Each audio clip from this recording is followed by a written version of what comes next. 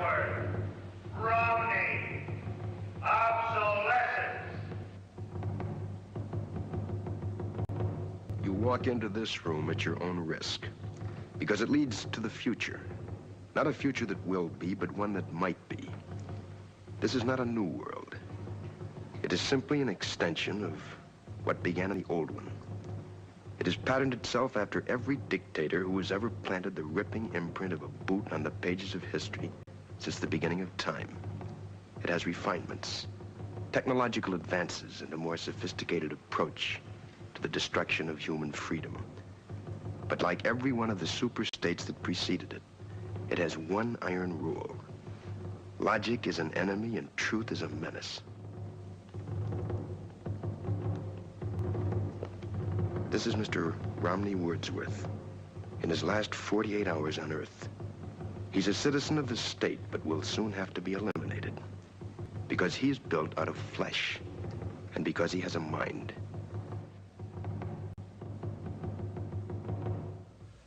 You've been under investigation, Mr. Wordsworth, for the mandatory period of 1 year and 11 months. You're found to be obsolete. The purpose of this hearing is to make a finding in the matter and make a sentence accordingly. Do you understand that, Mr. Wordsworth? Your occupation, Mr. Wordsworth? A librarian, sir. A librarian. Having to do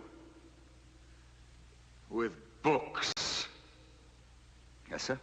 Books. Since there are no more books, Mr. Wordsworth, there are no more libraries. The field investigators in your sector have classified you as obsolete.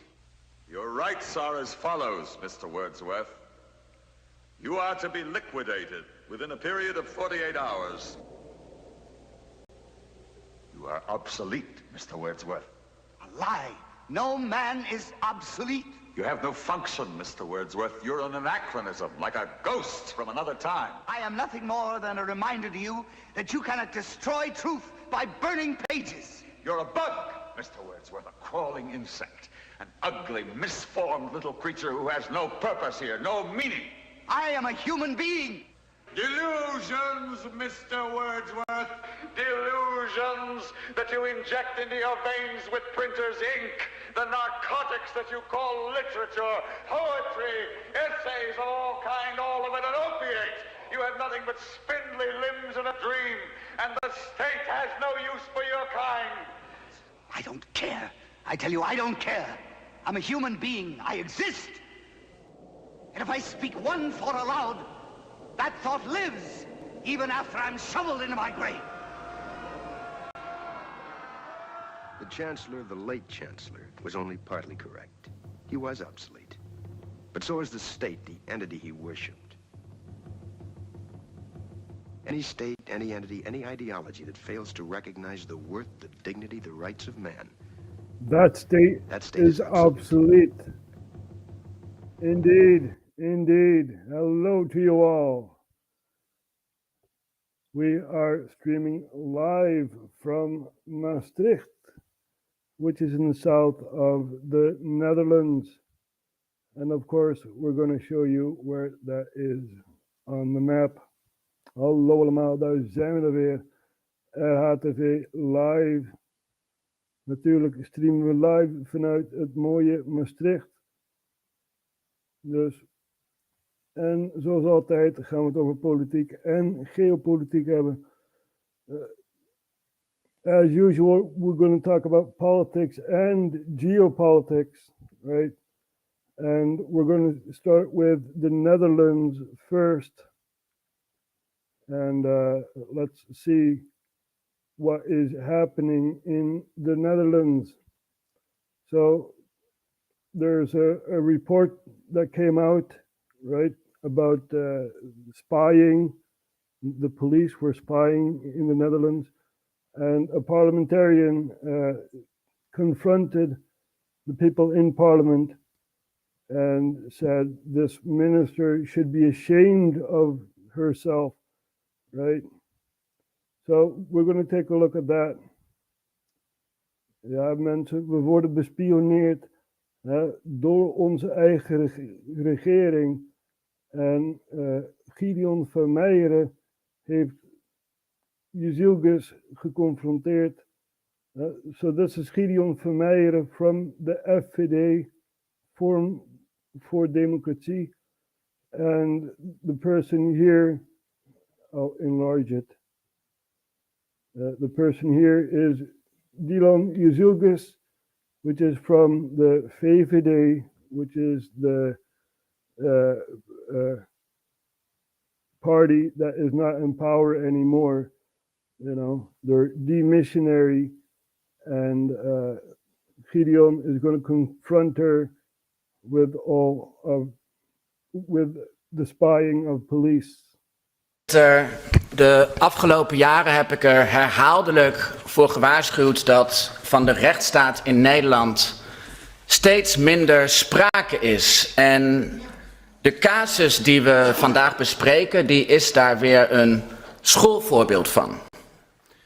Voor de mensen thuis die het niet heel nauwgezet gevolgd hebben, uit interne documenten van de politie, die zijn gelekt naar RTL Nieuws, is gebleken dat speciale inlichtingenteams van de politie vele jaren en op grote schaal illegaal onschuldige burgers hebben bespioneerd. Ze infiltreren in groepen, ze volgen mensen stiekem, ze betalen informanten, kijken wat mensen online doen, bestempelen mensen als terrorist of extremist, niet om strafbare feiten op te sporen, maar om informatie te verzamelen over onschuldige burgers die bijvoorbeeld een keertje hebben deelgenomen aan een demonstratie tegen de coronamaatregelen. So there is a special team within the police that are spying on civilians, and they're spying on people that once were in a demonstration and stuff like that. This is what Gideon was saying. Zeer ernstige inbreuken op de privacy dus. En ook onrechtmatige inbreuken op de privacy. Want de politie is geen inlichtingendienst en heeft deze bevoegdheden helemaal niet. Er is geen wettelijke grondslag voor en ook geen enkele vorm van toezicht of controle. En daarmee hebben we dus te maken met een overheid die zich niets aantrekt van de wet en doet wat ze wil. So there is no oversight at the special unit that looks at civilians, and it's very, very dangerous. We're on a slippery path, right? Because these people classify other people as terrorist or extreme right or fill it in. Zijn praktijken van een politiestaat. Niet mijn zware woorden, deze woorden zijn afkomstig van hoogleraar strafrecht Sven Brinkel van de UvA en ook tal van andere rechtsgeleerden bevestigen. So a professor from a university says that the Netherlands has become a police state. Yep. So this is happening, right? And I said this 10 years ago, so it's not a surprise to me, but for many people it is a surprise. Ja, ik zei het al 10 jaar geleden, of langer zelfs, dat Nederland een politiestaat is, gezichtsherkenningscamera's overal, en noem het allemaal op. Maar ja, dan word je uitgelachen. En nu heb je dus een professor die precies hetzelfde zegt. The professor is saying the same thing as what I said 10 years ago, or longer. And, we are proven right again.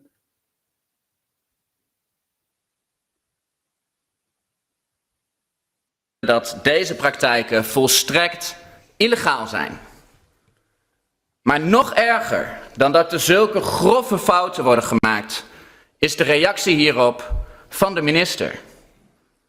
In een functionerende rechtsstaat zou de minister hier met het schaamrood op haar kaken moeten staan en zeggen: ik ben me kapot geschrokken, dit had nooit mogen gebeuren. Ik heb direct deze teams ontbonden en ik ga tot op de bodem uitzoeken hoe dit zo gruwelijk mis heeft kunnen gaan. Want Ik ben minister van Justitie om de rechtsstaat te waarborgen. So he says, if the rule of law was really applied, then this minister would have a different reaction, and say that this special operations team will be gone, but this minister is only praising the special operations team that is spying on the Dutch civilians. And Gideon also said it's unconstitutional. Yeah, we're going to get to that, right? Maar in plaats daarvan hebben we te maken met een minister die deze onrechtmatige praktijken bagatelliseert, verdedigt en zich in de meest onmogelijke bochten wringt om dit illegale handelen van de politie recht te kletsen en ermee door te gaan. En dat is het rot in het systeem. Dat wijst er namelijk op dat deze minister er überhaupt niet naar streeft om de rechtsstaat te waarborgen, maar om de politiestaat te faciliteren.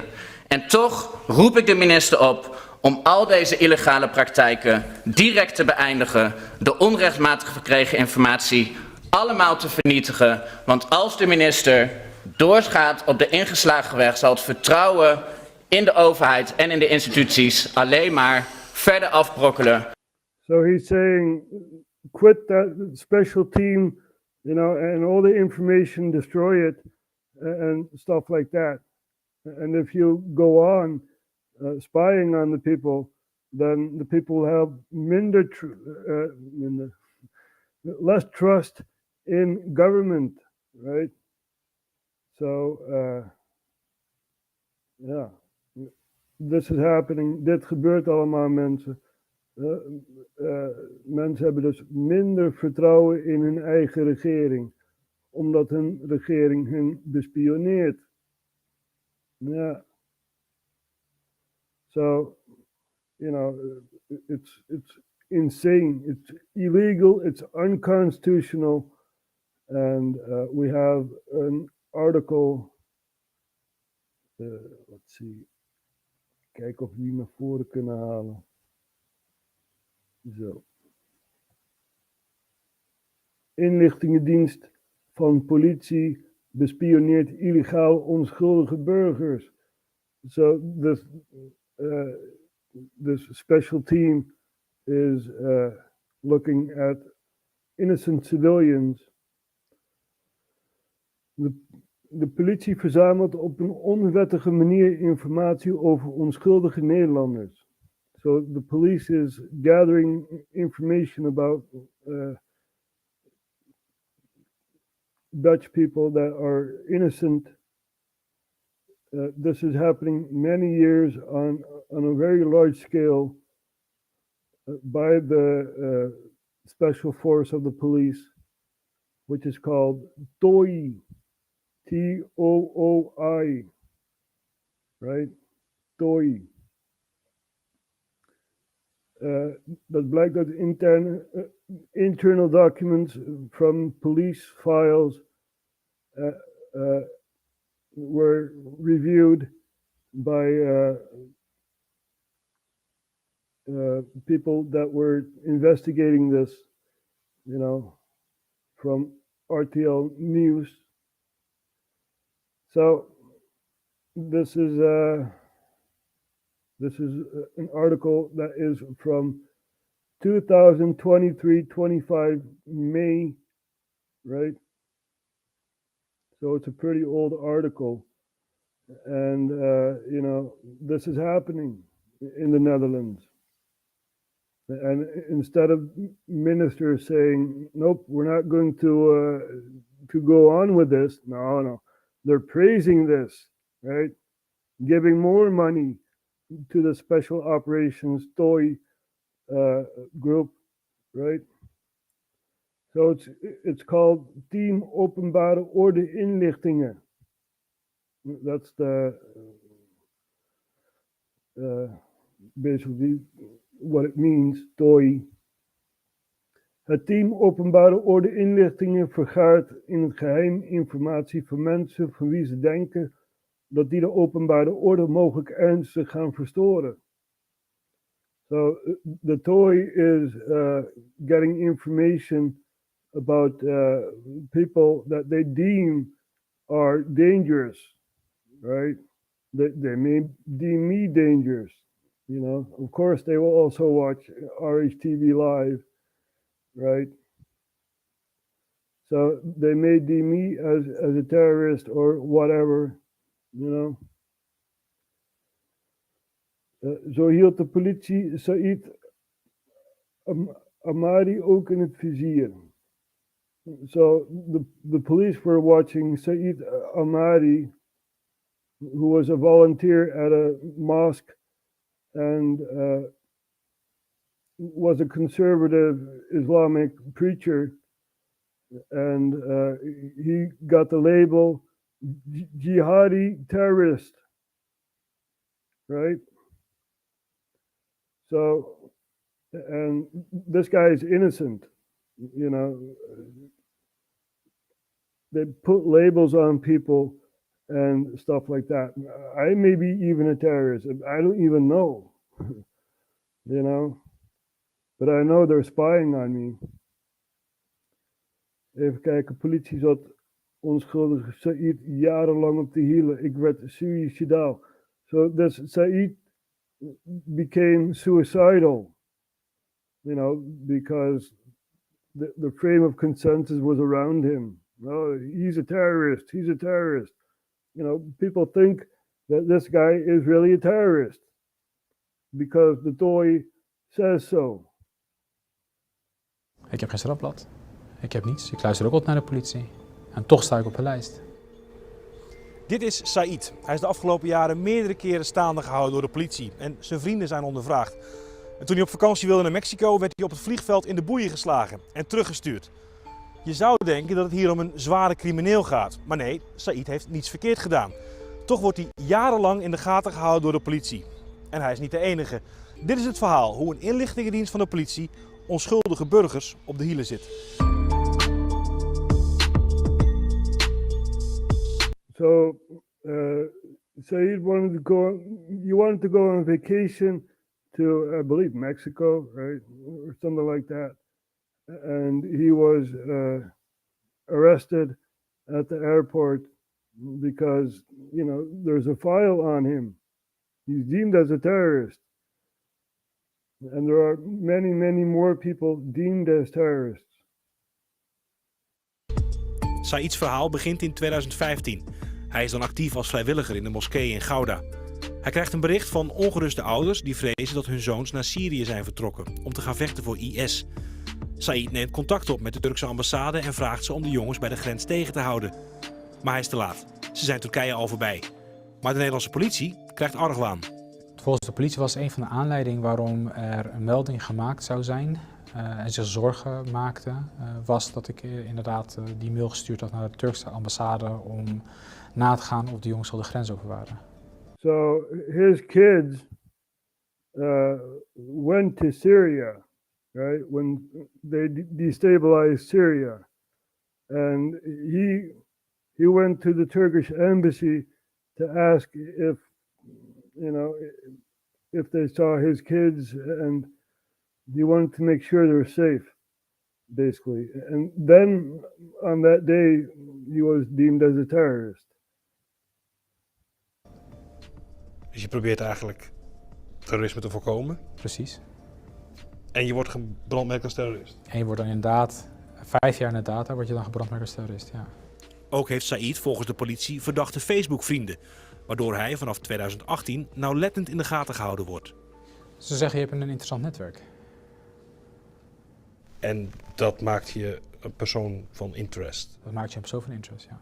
So he's saying, or the documentary is saying that Said is even watched upon on Facebook, and the police says you have interesting friends. Yeah, you know. So this is insanity. It's a totalitarian state. And why don't people see this, damn it? Why don't they see this? Really frustrates me. But this is happening. And we were talking about constitutional stuff, right? we have another article, and it's about Canada. Yep. The courts in Canada had said that the Emergencies Act was unreasonable. Invocation of Emergencies Act, unreasonable measures against Freedom Convoy, unconstitutional. That's what the court says. Even voor de Nederlanders, in Canada had je ook een spoedwet en dat is door de rechter onconstitutioneel verklaard. Ja, hopen dat hier gevolgen aankomen, maar het zal niet. So the consequences, nope, no consequences for Trudeau or Fauci or, all these other criminals. The decision of the Prime Minister and Cabinet to invoke the Emergencies Act was unreasonable. Yeah, we knew. From day one, we knew. We were trying to warn, right, the people that this was a power grab. It was never about public health. It was about public power, right? So, yeah, it's unconstitutional. And Trudeau is also unconstitutional. But the Canadians have to be proud because every day is Fuck Trudeau Day. Yeah. So, yeah, they don't care about the Constitution. For them, it's an old document, that they don't apply to. Ja, mensen, het was onconstitutioneel. Dat zegt de rechter. Die zegt dat het onconstitutioneel was. Dat de spoedwet in één keer naar voren kwam. Maar ja, zal er iets gaan gebeuren tegen Trudeau? Ik denk het niet, hè.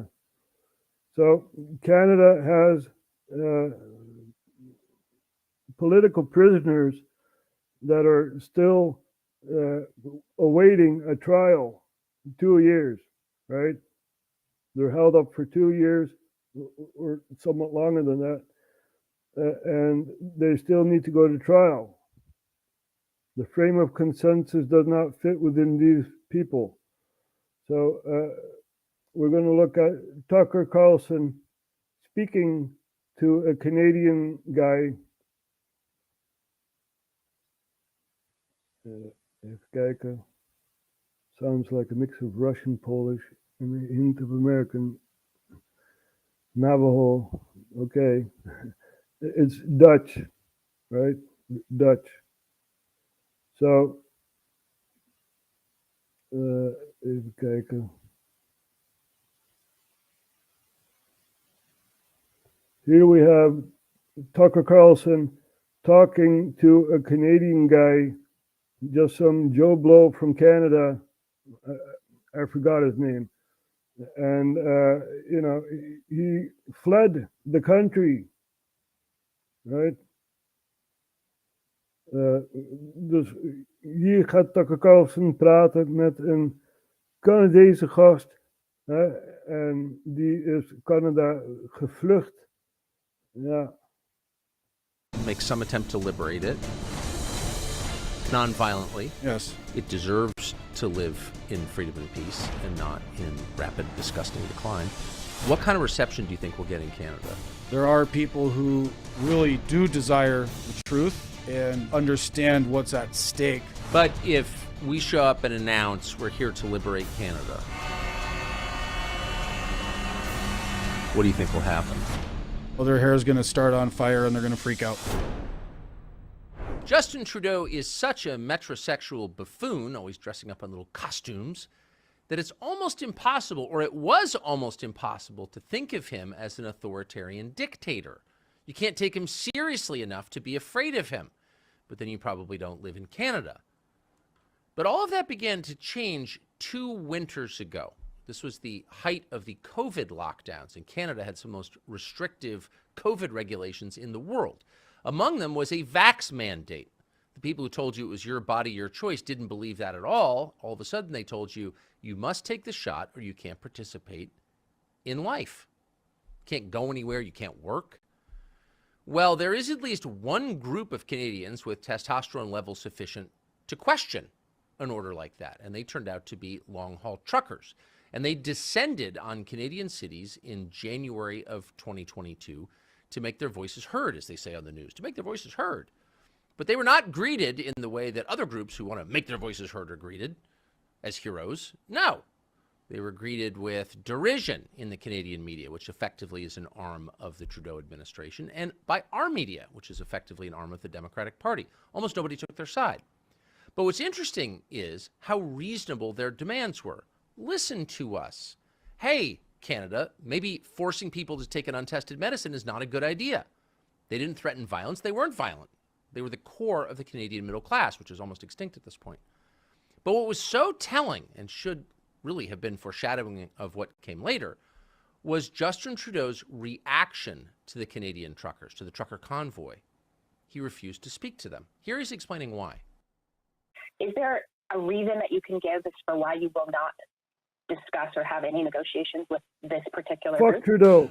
I have attended protests and rallies in the past when I agreed with the goals, when I supported the people expressing their concerns and their issues. Black Lives Matter is an excellent example of that.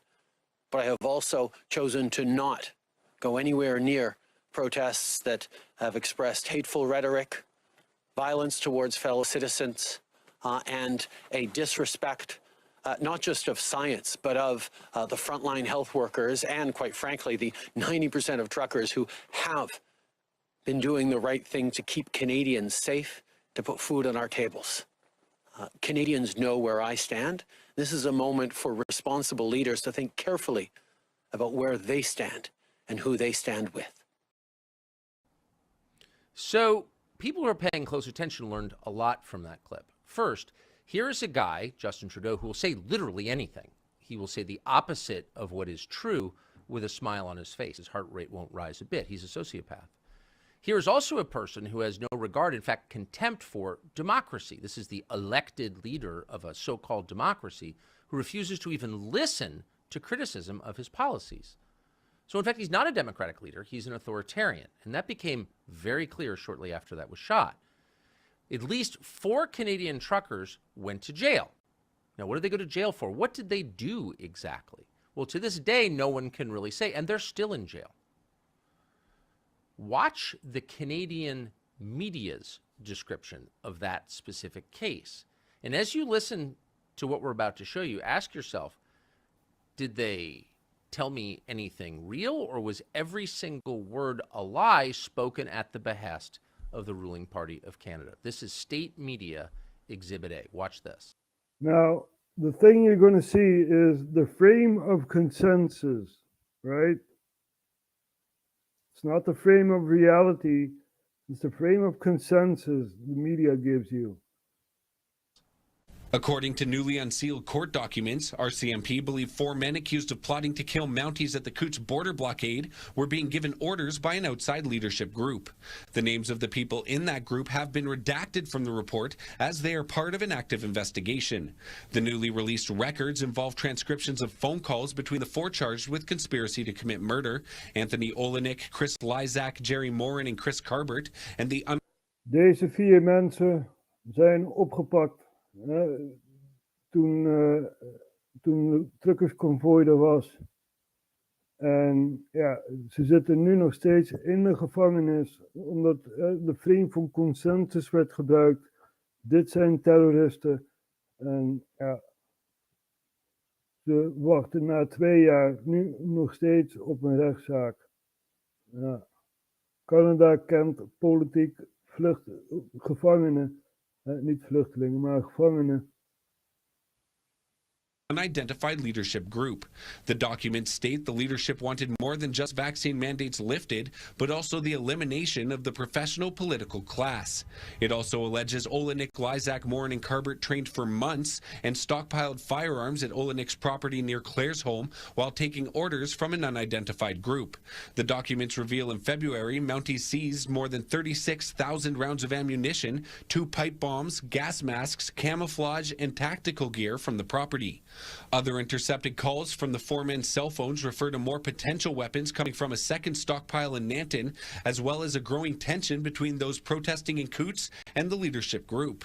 In February, Olenek, Lysak, Morin, Carbert, and 9 others were arrested after RCMP uncovered a cache of weapons in Coutts. Olenek is also charged with making and possessing an explosive device, and Lysak faces a charge of uttering threats. So parse what you just heard carefully. Again, that's state media in Canada. So here are 4 guys, working class guys, live in rural areas, and they've got a firearm stockpile, right? They probably don't have a lot more between the 4 of them than your average farmer does in the state of Nebraska or the state of Maine or the state of Oregon or anywhere else far from a big city. They're hunters, and so they have guns.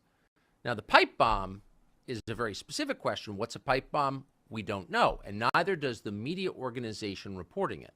But critically, they don't tell you anything about this outside group that's supposedly coordinating them.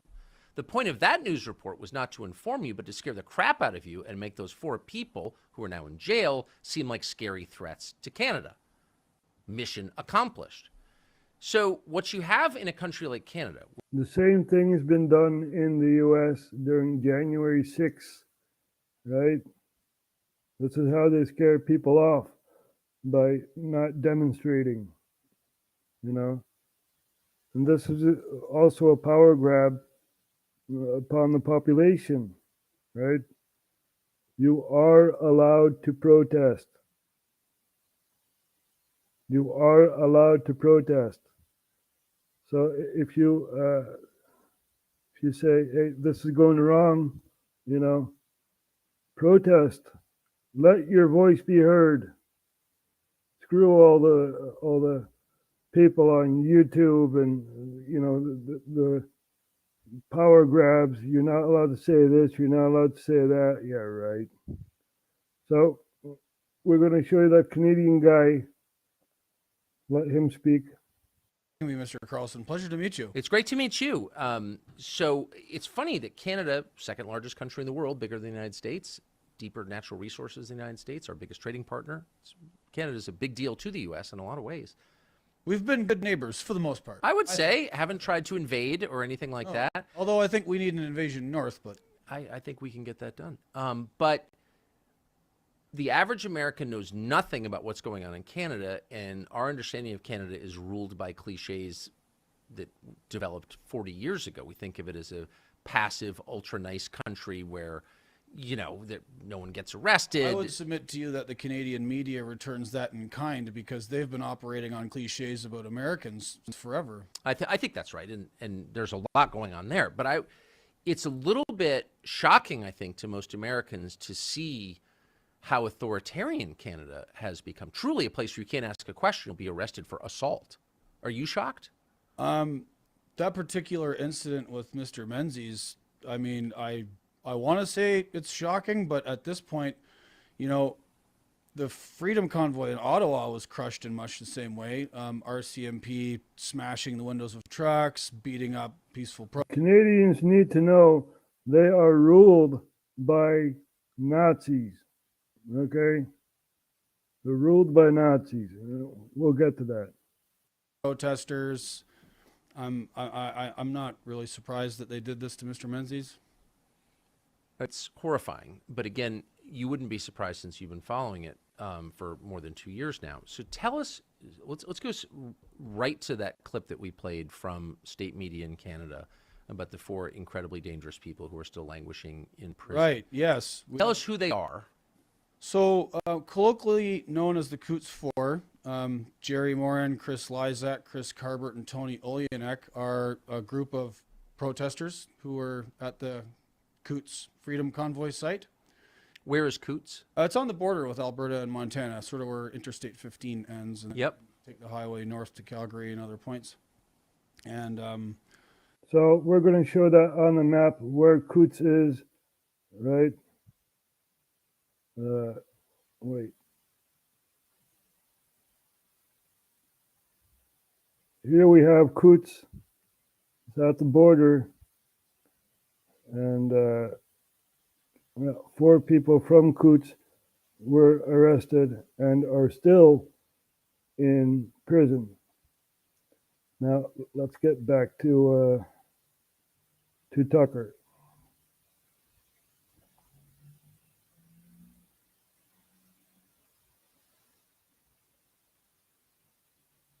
They were there exercising their rights to object to government policies, and due to very powerful forces, they've been caught up in railroaded really by the government and sort of used as pawns, because after the Freedom Convoy ended, was crushed by Trudeau and the government, there was an inquest into that called the Public Order Emergency Commission, which the Justice Rouleau, in his conclusion about the question of whether or not Justin Trudeau was justified in imposing the Emergencies Act, he was, I can't remember the exact word, but he was a little bit reluctant. He was sort of like reluctantly agreed that Trudeau was within his rights. And most of that hinges on this case in Coutts, which once you investigate it, isn't much of a case at all. And so these 4 regular working class dudes who are at the protest site have now been imprisoned for almost 2 years. They were denied bail. They're kept in what's called remand because they haven't been convicted of anything. They haven't faced trial yet, so they don't get the rights afforded convicted prisoners. And so they've been subject to long stints of solitary confinement. Solitary confinement and denial of certain medical care. There's been some drama around that. Tony. This is happening, people. This is happening. And also there are people still in Washington, D.C., right? They stepped on Parliament lawn and, you're doing something bad. You're not allowed to do that. Oh, yeah, we're going to arrest you. Don't arrest George Bush, who lied about the WMDs in Iraq. Don't do that. No. Yeah, we're going to get the only president that had not waged war. Yeah, we're going to prosecute him. Yeah, not George Bush, not Obama, right? Who basically fed the cartels weapons and stuff like that, Fast and Furious. We know what's going on, right? So it's there is so much going on. Let's take a look at Africa, right? Because Anthony Blinken, is in Africa right now. He's in Angola. So let's take a look at Anthony Blinken praising the relationship between the U.S. and Angola. U.S. Secretary of State Anthony Blinken touched down in Luanda on the last stop of his 4-nation Africa tour on Thursday. Before arriving in Angola, Blinken had held meetings in Cape Verde, Ivory Coast and Nigeria. He praised the relationship between the U.S. and Angola, saying it was, quote, reaching new heights. Our relationship is stronger, it's more consequential, it's farther reaching than in any point in our 30-year friendship. And at this transformational moment, President Biden asked me to come to Luanda to help build on and accelerate our progress. Speaking to reporters, Blinken said he had discussed the conflict in Eastern Democratic Republic of Congo with Angolan President João Lourenço adding his continued efforts to de-escalate tensions. The U.S. diplomacy chief also hailed Angola's participation in the Artemis Accords, a blueprint for space exploration cooperation. We're thrilled that Angola is now the 33rd country to join the Artemis Accords. These are a set of practical principles to guide the safe, peaceful, and sustainable exploration of space. Yeah, blah, blah, blah, blah. We know. We know. It's all bull. You know, Blinken, why don't you go to Ethiopia? Huh? If you want Africa to be stable, why don't you go to Ethiopia? That would be my question to Blinken. So many people don't know where Angola is in Africa. And of course, we are going to show you guys Angola. Angola, there you go. Here is Angola, and let's make a wider view. There you go. It's in the south of Africa. Now, why do I say Ethiopia, right? Well, if you've been watching RHTVLive, we put our eyes on Ethiopia because Ethiopia wants a port. They want access to the sea. And they don't have any access. Now, under the table, they had made a deal with Somaliland, which is part of Somalia. That's this part here. That's the English part of Somalia. And you have the Italian part of Somalia, which is basically Mogadishu all the way up to the Horn, right? So, and Ethiopia had made an underdeal table deal with Somaliland for some coastline, and Somalia said, nope, we're not going to do that. And the president of Somalia went to Egypt, right, to gather support. And, you know, maybe this will be a war. Who knows? Eritrea doesn't want to give any coastline, nor does Djibouti. So, you know, there is a line going to Mombasa in Kenya, but that is very, very expensive. And Ethiopia is going to take years until they reach the coastline. So, Mr. Blinken, if you're watching, why are you going to Angola, right, when you have a situation in Ethiopia? Do you still need to visit Ethiopia, or is that not on your periphery? Oh well. I wish I could talk to Anthony Blinken about geopolitical stuff, because he has not done any good on the world stage. Now, I'd be concerned about North Korea, right? Because the sanctions on the Korean Peninsula are basically gone. You know, there were agreements that South Korea could not fly over North Korea, and North Korea could not fly over South Korea, and those are off the table right now. So it's going to escalate in the Korean Peninsula. And Kim Jong-un even said, there's no way to peace, there's only war. So why is Anthony Blinken in Angola whilst the rest of the world is on fire? You know, that would be my question. But it's not up to me to confront Anthony Blinken, it's up to you. You over there in the US listening, right? Confront these people. You know, confront these people. Ja. Goedenavond, Roy en Mamsbroek. Yeah.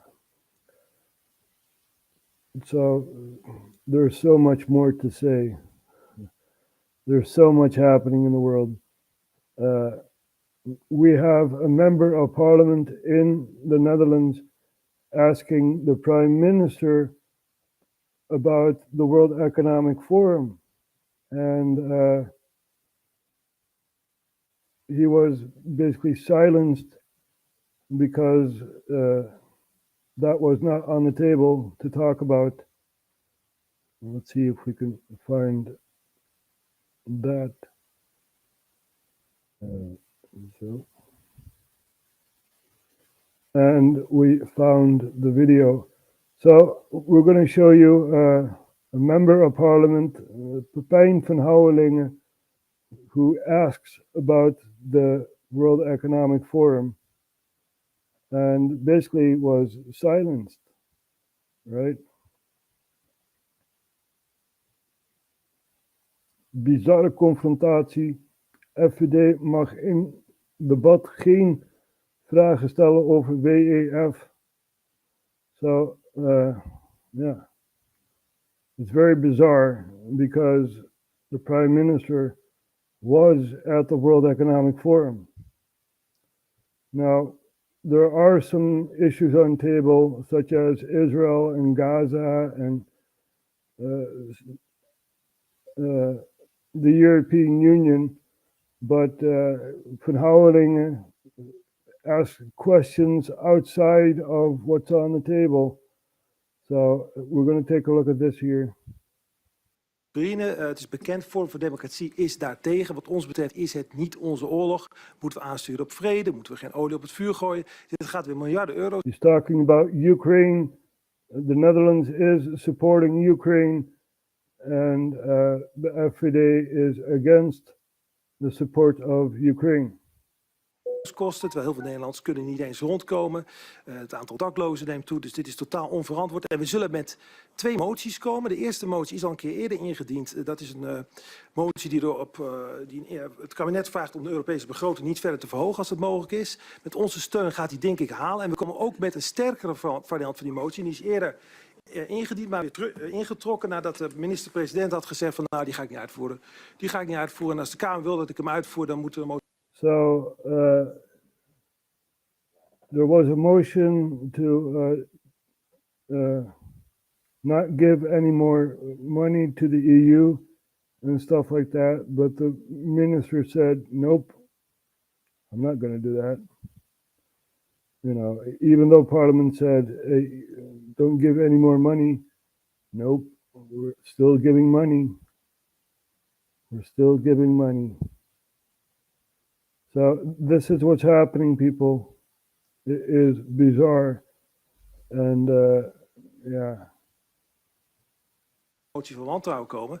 Dus met die motie van wantrouwen komen we dan ook. En ik hoop echt dat de andere partijen overwegen om die motie te steunen. En waarom? Omdat dit kabinet er een gewoonte van heeft gemaakt. En we hebben het de afgelopen paar maanden gezien. Sinds het demissionair is om moties te negeren. Dit is één voorbeeld. We hebben natuurlijk... Het is wel gebruikelijk dat moties in de tweede termijn worden ingediend. U mag uiteraard een vooraankondiging daarvan doen. Maar normaliter wordt de premier in de gelegenheid gesteld om zijn reactie te geven op onze eerste termijn inbreng. En dat u daar even van op de hoogte bent. Het gaat wel van uw tijd af. Microfoon, alstublieft. Het is inderdaad een vooraankondiging. En de president heeft er zelf nog gevraagd, bijna op gesmeekt om een motie van wantrouwen. Dus dat kan ik hier ook wel aankondigen. En ik hoop dus dat dat steun krijgt. Want vorig jaar hebben we gezien, bijvoorbeeld bij de motie Leijten rond de Europese digitale identiteit, heeft de Kamer gezegd, we willen geen verdere stappen in Brussel. So Parliament said about the digital ID, we don't want this, right? We need to stop this. And the minister said, nope, we're still going to do it. kabinet heeft het toch gedaan, Van Huffel heeft het toch gedaan. We hadden deze week een technische briefing dat die digitale identiteit komt er eind 2026 in Nederland. Vorige week weer, motie van tijdens het pensioendebat, vicepremier Schout, ga ik niet uitvoeren. Dus ja, we staan hier eigenlijk allemaal voor gek, vind ik, als Tweede Kamer, omdat we dit maar laten gebeuren. Dus ik hoop echt dat het gesteund wordt. We moeten van dit kabinet af, anders hebben deze debat ook geen zin. Dus wij komen met de motie van wantrouwen. Dan het tweede onderwerp wat ik wil aankaarten betreft natuurlijk, en ik heb daar al een debat voor aangevraagd ook, dat is afgewezen, vandaar dat ik het hier benoem, de opmerkingen van Koningin Maxima gedaan tijdens de top van het World Economic Forum in Davos. So he's asking about the comments made by Queen Maxima during Davos, right? And he won't get any answer, you know. There are even people from other factions, other political factions, that say this is out of order. You know, you're not supposed to ask these types of questions. So that's what's happening in the Netherlands. And very, very sad to see that we are also going towards a totalitarian dictatorship. Yep. But we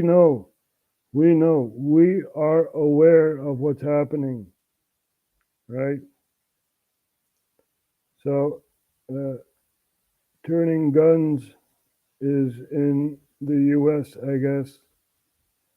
And he says, didn't even know that he was over there talking about Blinken in Angola.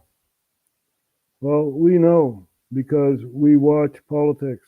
We watch what's going on elsewhere in and around our beautiful planet. So, and, you know, we watch and we give comment on what's happening. And it's very, very embarrassing to see that, you know, someone from Parliament who asked questions about the World Economic Forum does not get any answers. Nou, bizar gewoon dat Van Houwelingen geen antwoord krijgt over wat er gebeurt bij de World Economic Forum. So we're going to look at the Prime Minister. This was 8 days ago in Davos, bragging about this and that. Het kabinet en koningin Maxima hier in Davos. Heel veel programma's, heel veel. So the woman you just saw in red orange is the Queen, right? He's telling there's a delegation of the cabinet and the Queen in Davos. Heel veel programma's, heel veel gesprekken 1 op 1 met bedrijven, met politie van andere landen, journalisten. Maar soms ook grote bijeenkomsten. En een van de leuke dingen is altijd hier de aftrap voor mij met mijn collega's, met het Nederlandse bedrijfsleven. En we hebben hier gesproken over wat iedereen de komende dagen hier gaat doen in Davos. Agenda's in de zin van ook gesprekken hebben met mensen. Ook wat is nou belangrijk voor Nederland. Dat we een sterk land zijn met een schoon klimaat en met een geweldige concurrentiekracht. Ja, het is nu woensdagochtend. Hier zie je de kamertjes waar al die gesprekken plaatsvinden. Laten we even eentje zien die net leeg is, waar ik zat met de premier van Libanon. En zometeen een kamertje nummer 6 met de nieuwe premier van Moldavië. So he's bragging about these small rooms, you know. I just sat here with the president of blah, blah, blah, you know. And basically he's talking about setting the agenda. Oh, wait a minute. Don't we have a parliament that sets the agenda? Nope, we don't. Not anymore. It's all these you know, people you do not vote for that have a very big say in what's happening. And it's very sad to see because you cannot fire these people. Right? These people act outside of the political sphere, yet have influence on what's happening socially and economically and whatever else. They're setting the agenda, and we're not allowed to know what's happening at the World Economic Forum. Mark Rutte even laughed at Pepijn van Houwelingen. Ik ben even zachtjes, maar ik sta hier achter de schermen, want het hoort ook bij het WEF. Grote panels, dus ik zit zo meteen in een panel, onder andere met Martin Wolf van de Financial Times en een aantal presidenten van onder andere Colombia, Rwanda en de baas van de WTO. Dus ik laat je daar even de zaal zien. Dus dat is dadelijk het podium waar ik zit met de collega's. En So he's showing the podium with the colleagues from Colombia, Rwanda and whatever else. So, you know, this is what's happening. People need to wake up that we are being led by all these people who no one voted upon, right? And we need to do something about this. We need to confront the politicians who go there, right? Or the business people, you know. And there are people that do that. Rebel News was at Davos, and we're going to take a look. Oh, Rebel News. There you go. We're going to take a look at some images from Davos, I hope. Let's see, Rebel News. Videos. We already played some of these videos, so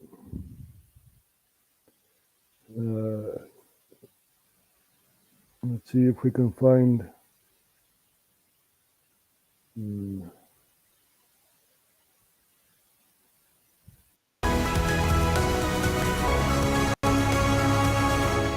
It's snowing very gently here in Davos, but it's still quite comfortable. This is the town where Klaus Schwab and his World Economic Forum take over, and I really mean take over every aspect of this town for 1 week a year. The other 51 weeks, it's a gorgeous mountain getaway. I don't know if you can see behind me a gondola. There are gondolas all over the place on the train ride in from the town. We're staying in cloisters. We saw people cross-country skiing.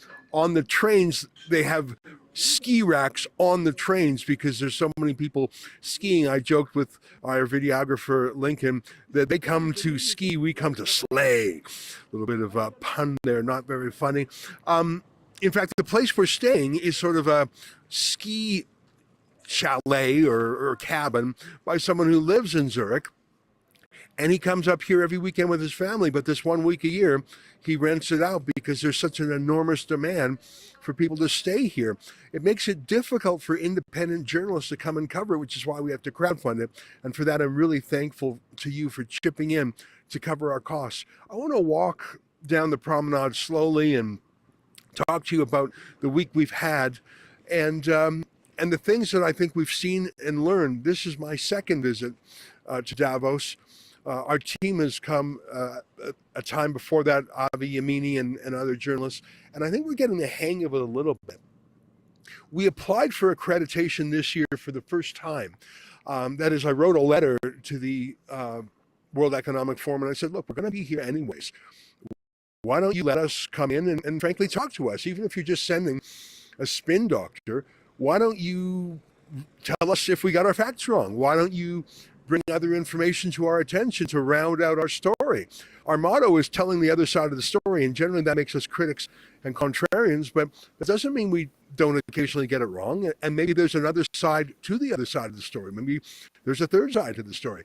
But they didn't even reply. And I think that's part of the mindset here. It reminds me of when a citizen journalist from Japan, who told us she was inspired by our work, her name is Masako, lovely young lady. She camped outside a restaurant where Klaus Schwab was having dinner last year. She waited for hours in the cold and snow, and he came out, and she called out to him, and he responded, and she had a question for him. And you know what his first reply was? What outlet are you with? And when she I love you, Kako, or I believe that's her name, right? Kako.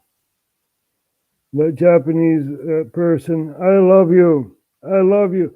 We need more of these people. You know, confront Klaus Schwab. Confront him. Ask questions. What is the World Economic Forum? Why are they making the agenda that governments follow? You know?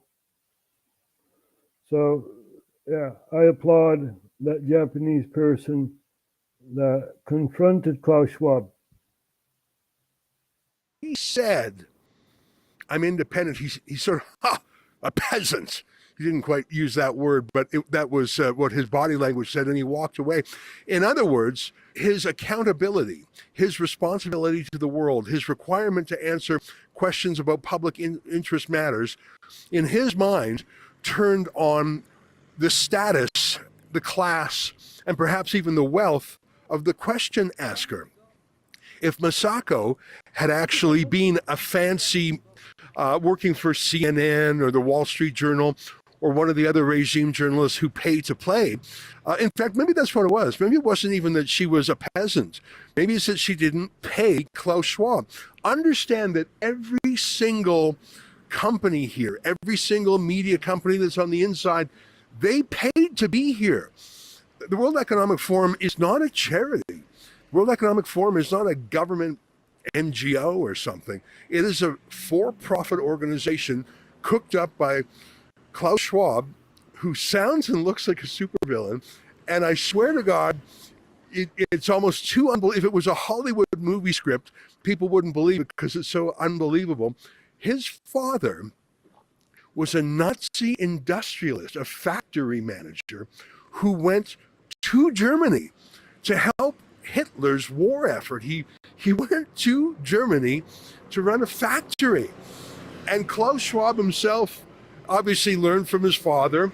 Klaus Schwab was affiliated with the CIA. Like, if you were to write this script, a Hollywood agent would say it's too on the nose.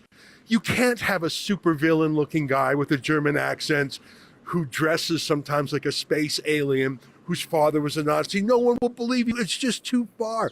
That is the truth. And one of the things I tell our team at Rebel News about conspiracy theories, because there's all sorts of crazy ideas out on the net. And once in a while, a conspiracy theory turns out to be true, by the way. Jeffrey Epstein is an example of that. Harvey Weinstein is an example of that. But I say to my team, there's so many insane things just lying out there, unreported, that we don't even have to dig hard for. No need to indulge in conspiracy theories. The world is crazy enough. And that's my approach to the World Economic Forum. What this supervillain Klaus Schwab says, and what the other oligarchs he meets with say, is so outlandish and so dangerous. Simply reporting the truth is shocking enough. Yep. Simply reporting the truth is shocking enough. Right? Telling the truth is very, very dangerous when everything is a lie. You know, so I'm putting my neck out forward, right? And, you know, as the Rebel Report, Rebel News inspired people to go alive, I'm trying to do the same. I'm trying to inspire people to go live, right? Talk about the issues.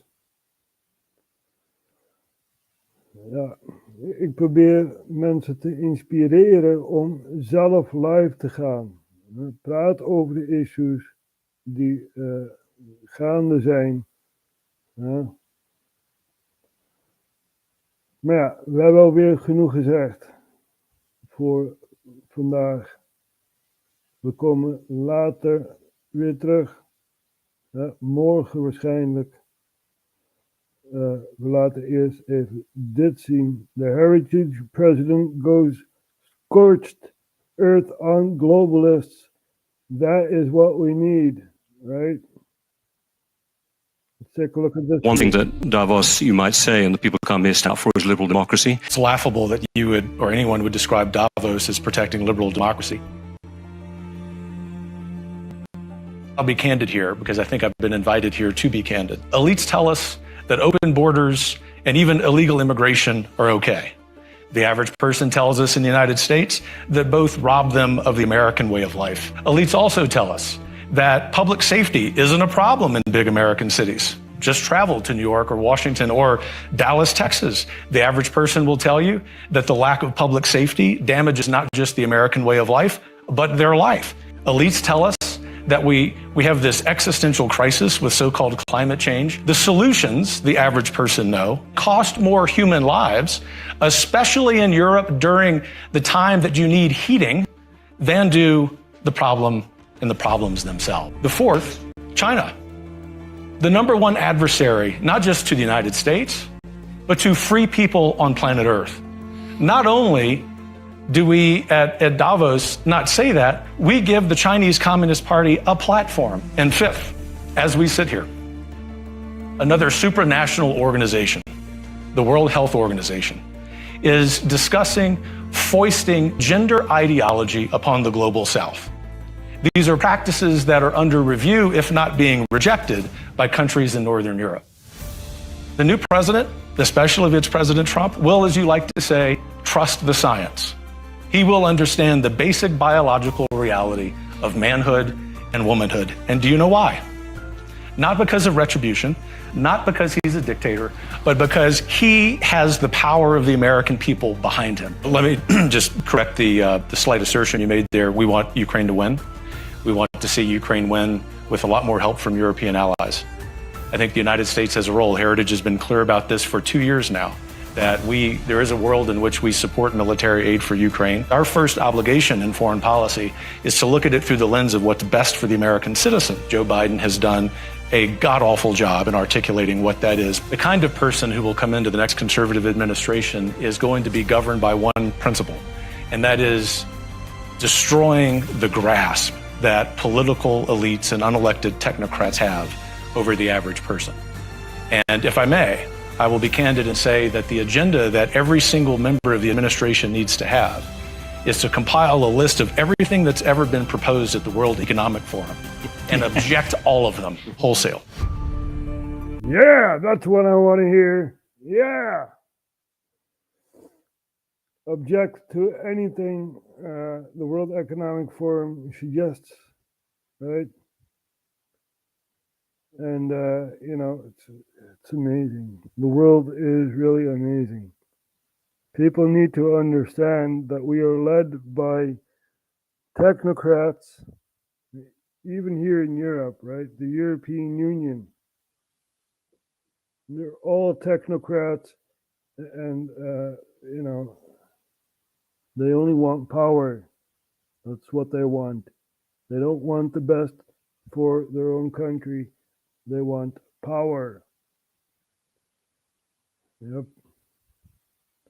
So we're going to close off with Natasha Meave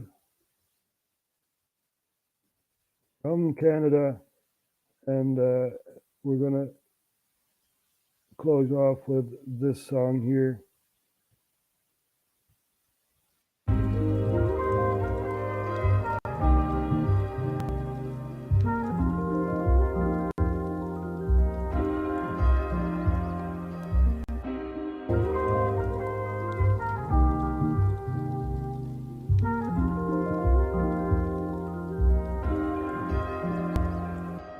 My music sets me free, it's therapy. I hope it helps a few people other than me. I noticed many liked it better when I was angry. Took off, nowhere to be seen on my journey. Funny how that works, start to feel better. And the people who claim to love me start to feel worse. So well, I know my real worth. I will continue to heal with each verse. That's my life path, truly breaking free. And some of them don't like that, don't even know what I've been through. Had to get my life back, some of them gave up. Well, me, I had to strike back and fight back. Now I'm feeling lighter, though I'm still breathing fire. Yeah, the dragon, I fly high. Open up my eye, life's like a sci-fi. Won't stop me from going sky high to the realm of self-love. The feeling of healing, revealing my beauty within. Stay focused, no stress. Every time I learn, I know less. It's a slow step, I'm enjoying the walk. It's not a race. Can't see the view when it's too fast and blurry. I like to be slow, no hurry. Must be a witch, cause they burn me. Green, I work with what's earthly, you can't hurt me. You take the blue pill, the story ends. You wake up in your bed and believe whatever you want. You take the red pill, you stay in Wonderland. And I show you how deep the rabbit hole goes. No, they won't hurt you, cause you know what's true. Yeah, you know what's true.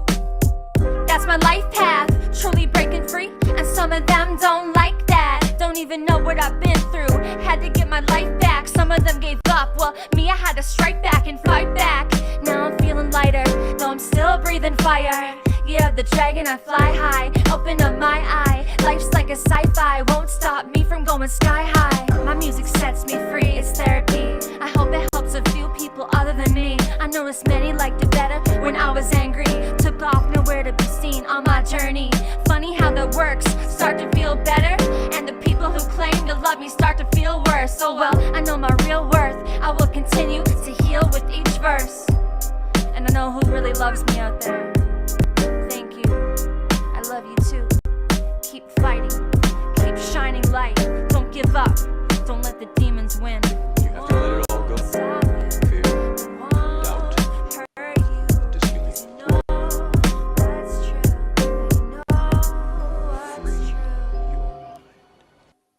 Free your mind indeed. Look beyond the paradigm that the media gives you, the frame of consensus. Break it, break it, break the frame of consensus. Get out of your sleep, awaken. This world is a nightmare, and it's up to good people to change it. I thank you all for watching, and I'll see you.